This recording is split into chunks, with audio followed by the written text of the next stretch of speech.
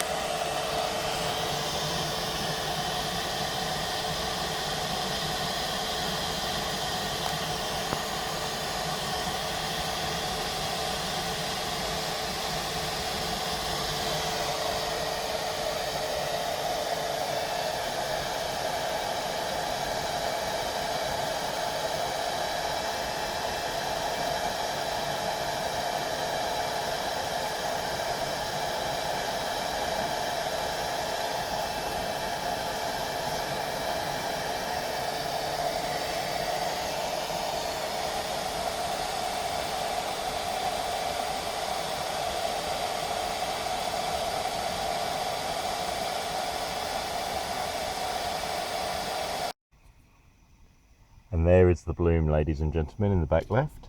We're just digging it out. I'm not going to take much footage because I think I'm just cooking my phone. But we're going to go in the top as well for a quick look-see. There it is. And come back down here for another. Ooh, that's too hot.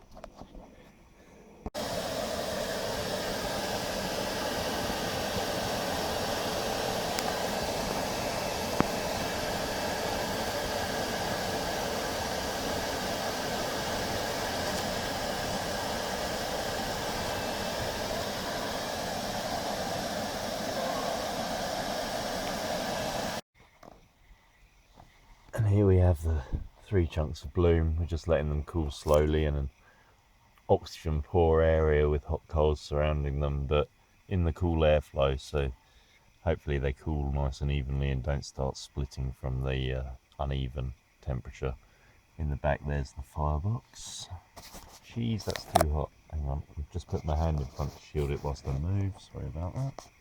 There we go. Just have a film. I'm not sure what I'm filming because I can't see, but you can see that lump of metal stuck on that side of the firebox there. Just directly in the centre of shot now. Go for a top view. And from the top we have that lump of ash on the top of the firebox. As you can see, it is... I've got to get away from that, it's too hot. These are the lumps of rock and the pile of charcoal that came out. You can see how much darker it is in camera. It is actually night as we're filming. The bits of wood I used for tamping are pretty charry. I mean, wow, that's actually got a hole in it. You can't really tell from here.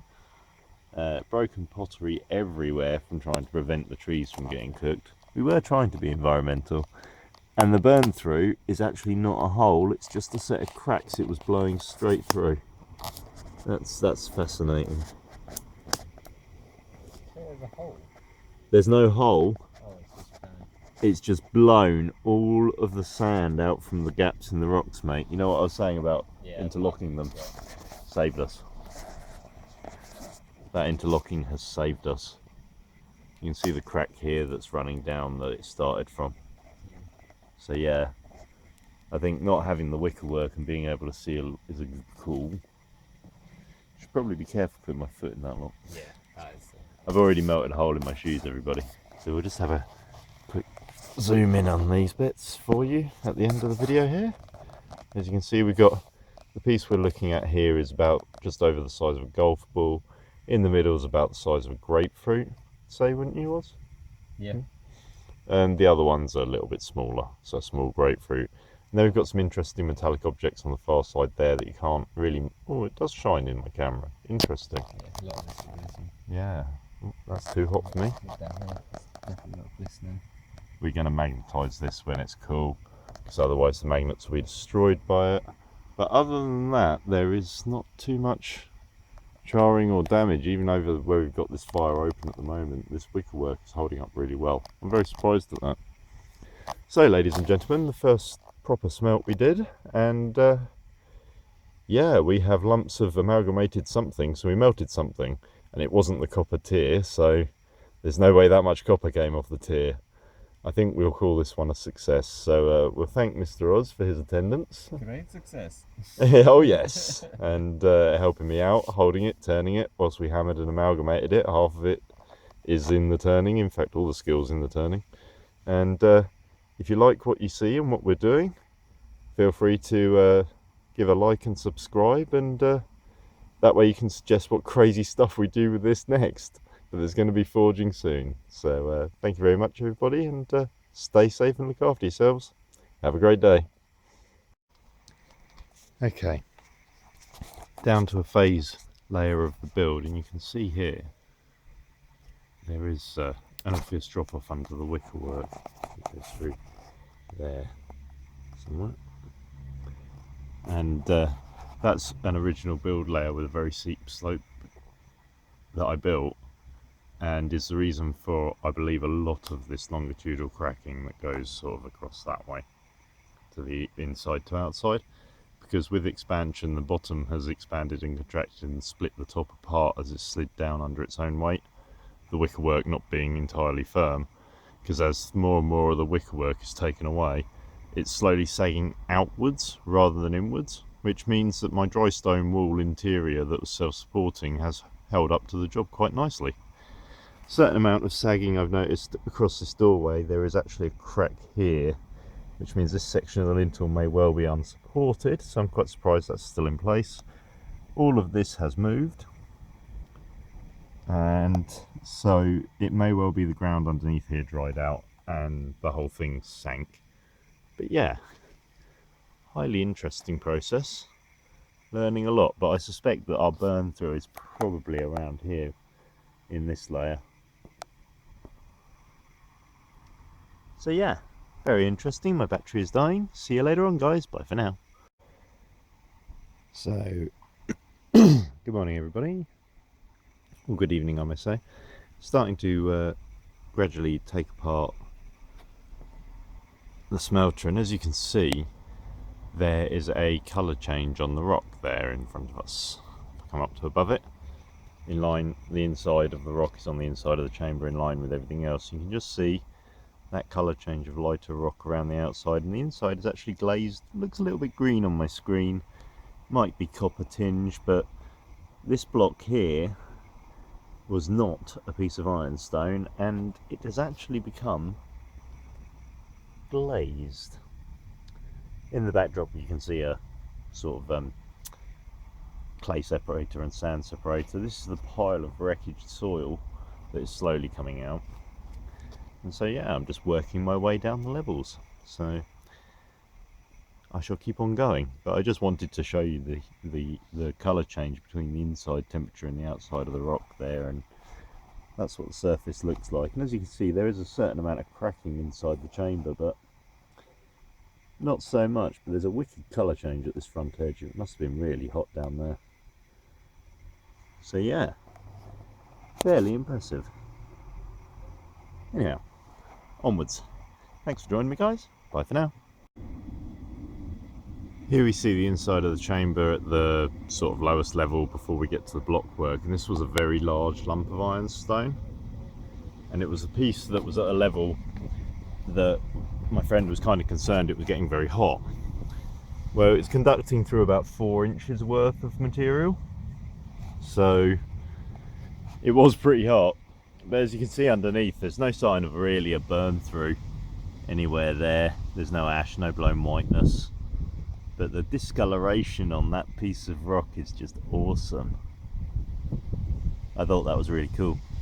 But yeah, this is a solid lump of glass. So that's pretty funky. And over here, I believe that was a piece of concrete. That was definitely a piece of concrete. And yeah, everything's just turning to powder that isn't designed for heat, which is kind of funny. But I do know how to turn a high density concrete block into a Celcon block now, which is kind of sweet. Anyhow, onwards. A quick little addition to the last video, because now that I've cut the edge down completely, you can really see in here that there is a dark molten carbonized glass mass just hanging there. It's very green. I had a sweep away and you can see in the center of the shot there is the tear hole, which would have come down there, and the hole underneath it is the reflected back blast, I guess. But this entire mass is solid. It's all welded together. You know, any cracks that are here are me trying to force it apart, other than this big one down at the bottom in a curve. I believe that was caused when I was ramming down the bloom. But yeah, it's a spectacular hole. This angle just here is actually part of the original tier hole, but the tier was resting somewhere down here, which is just it's intense. It really is intense. The heat in there was pretty extreme. I'm not surprised that when I dropped a rock into it when I was ramming down, it just fell in off the edge. When I pulled it out less than 15 seconds later, it was red hot. So very impressive. You can really see the colour change in the rock just in that cross section there. Goes from the glass to something resembling ironstone to the very pale baked kind of colour that you see there as well. So yeah, I think I need to either study some geology or pick my sister's brains on this one. Anyhow, she's the one with a degree in science or something. I'll figure it out. Anyhow, yeah, I just thought that was interesting. You can see just there a white inclusion. That is a piece of gravel or something similar. That's probably another bit there. Down here somewhere, bits of ironstone perhaps, or other metallics. But yeah, it's a bit insane really. This section down here started off as concrete block and tile, and this was a large lump of ironstone just there, and it's become one. It's just a single lump of aggregate. So yeah, I should think this will be the last time we see this intact. However, that glass section might come out in one lump, so maybe two. We'll see how it goes. Anyhow, perhaps a piece of modern sculpture. Thanks for joining me, guys, and see you soon. Hello everybody and welcome back. It's a bit of an overcast day today in sunny southern UK. Gotta love it. But yeah, so these are the cooked rocks that are coming out of the lower level, and as you can see they've got very bright redness to them. They're a lot brighter. This is the amount of earth that's come out already. As you can see, those are bricks, so that gives you a scale. And so thank you all for joining me. Thank you for those who are watching, liking and subscribing. This is the taking apart of the Bloomery smelter. These are concrete blocks, but as you can see from the powdery layer around them, that isn't ash. That is a concrete block that is turning to powder from the heat that it was hit by. And as you can see over here, the burn through that we were worried about isn't actually a burn through up here. The gas was coming out at about the height of my hand and running down this slope and blowing through. So I have learnt to keep the top of the bloomery flat when I join layers together during construction. These cracks have formed as I've sort of been deconstructing, and it's being caused by the fact that this block here and the overhanging blocks, this one is cracked so we now has movement, but inside they are powder, so they're not, there's no support there. Inside if we look straight downwards, you can see a straight edge there next to the bucket in the centre of the shot. That is the original internal wall, pretty much, other than the slight curve outwards. And that was actually overhanging at the top of the bloomery. And down here was a flat wall. And as you can see, it has burned away the area behind there by a good 3 inches. There's a lot of molten material in the top here. I'll see if I can get in close. You can see there it's dripping. You can see that cracked line all the way around through that corner, and it extends round in an arc down to there. It's all brown from the dust that's gone down there. Just give it a blow. That was an error. Sorry about the crazy camera work there. I just got a face full of stuff, but you can see there that it's all white underneath all of that powder, and it's pretty much broken up. So there's a lot of greening, which I assume is either copper or contaminants from the ironstone and the sand. Be nice if my place was built on green sand. That'd be kind of cool. And I need to start separating clay, I think, because this interior lining did not do well. The ironstone needs to be backed up by clay, that's for sure. But you can see here the glazing on that piece of ironstone there, and the greening. And the ironstone is this piece in the middle here. This greening appears to form on the sand that I used as pug, but this is solid green. It's glass. So yeah, we got to temperature. I'm finding lumps of metal in the wreckage, little balls. We didn't put any metal in, so I mean that there might be a metal flake. I'm not sure. Nope, that's ironstone. But there is definitely something magnetic in here that is strong enough that it attracts a neodymium magnet from about 1 inch away, and I'm not using powerful ones, so it's quite impressive. You can see in the corner there, started to blow through at the edge of the block. And in the corner that I was concerned about here, where the overhang is, that my friend was very concerned about trapping heat here as well, and it was where I had an original burn flute through, but it was a lot lower down. And there's definitely a gap there, and it's probably where the air was pressurizing for a burn through, but it would have had to have got through a good 6 to 8 inches of soil here, plus the wickerwork, which is undamaged. So yeah, if nothing else, I found a good way to dry hazel kindling. But yeah, here's an example of the powdered substrate that we see. This is all turning into just powdery mush. It just comes away. Look, you can see it on the end of my finger there. Pretty horrible. So yeah, all quite interesting really. Very little damage to the brickwork and the tile work under here. You can see that mass sticking out, how far it sticks out. This line here is the original brickwork, and then that's the slag that has sort of melted out of that hole. So if I were to get that hot and fold it sort of back upwards, it would kind of fill the hole. So I reckon it's all glass out of there. But yeah, it's been a lot of fun. I've got a bucket full like that already, and another half bucket of slaked ore for the next run. So this thing produces ore each time for its next run, assuming there's anything in this. Once I grind it up, I'm going to magnet check it, and I think I might just do a magnetite extraction and run that. It's a lot easier. So yeah, we'll see how this goes. But for all of those who have joined me for this new section of real life out of ore, yeah, I just plugged out of ore, I'm sorry, but it's the other half of my channel. Or you could consider this Space Engineers Survival Round 1. We haven't even got to building jetpacks. But yeah, sorry, I am a gamer after all. But yeah, I just thought everyone would like to see the sort of autopsy that's going on here. And yeah, so thank you all for joining me. I shall carry on working. If you like this content, hit the like button, it helps out, and please feel free to subscribe. It doesn't cost you anything. I don't post too much. You can always mute my channel, but it would really help. I could do with the support, guys. It would be nice to get up there a bit. And we're going to be running the forge soon, going to be building stuff. It's going to be cool. So if you've got ideas or suggestions or anything like that, please leave them in the comments. And when my cameraman shows up again, we'll get rid of this shaky footage.